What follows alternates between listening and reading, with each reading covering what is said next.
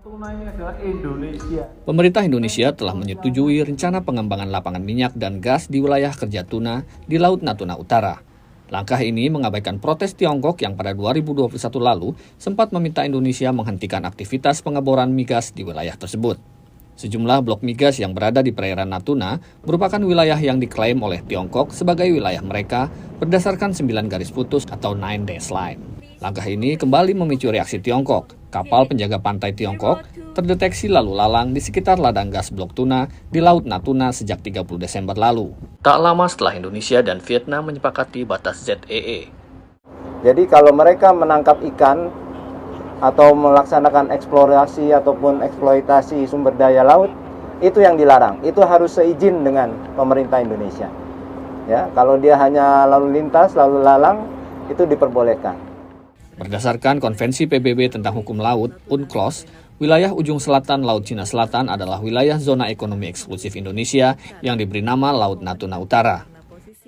Pengadilan Arbitrase Internasional di Den Haag pada 2016 telah memutuskan klaim Tiongkok mengenai 9 garis putusnya di Laut Cina Selatan tak diakui. Klaim Tiongkok berdasarkan 9 garis putus ini juga memotong teritori ZEE Malaysia, Vietnam, dan Filipina. Natuna adalah wilayah Indonesia yang tentu penting buat Indonesia melawan semua klaim terhadap wilayah Indonesia khususnya dari Tiongkok gitu ya. Karena kan ini menjadi persoalan dispute yang juga terjadi bukan hanya di Natuna tetapi di beberapa wilayah Laut Cina Selatan gitu ya. Pengamat menilai peningkatan kegiatan eksplorasi migas di Laut Natuna Utara akan mempertegas kedaulatan Indonesia di wilayah tersebut.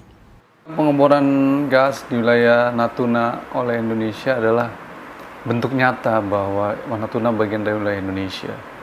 Dan menurut saya sebagai negara yang berdaulat tentu Indonesia memiliki hak untuk melakukan hal tersebut.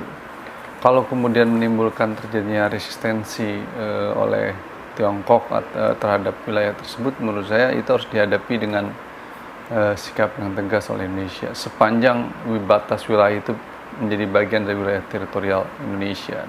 Pemerintah Indonesia menilai aktivitas yang dilakukan di wilayah lautnya sesuai dengan hukum laut internasional.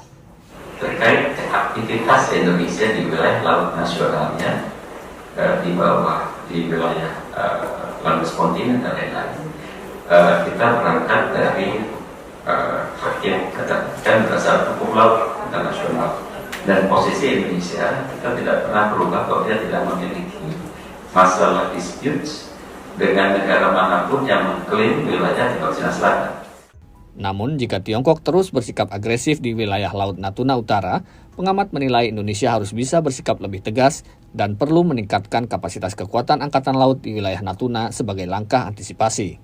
TNI Angkatan Laut sendiri menyiagakan 5 kapal perang dan 1 pesawat patroli maritim untuk bersiaga di Laut Natuna Utara. Dari Jakarta, Ahadian Utama, Indra Yoga, dan tim VOA.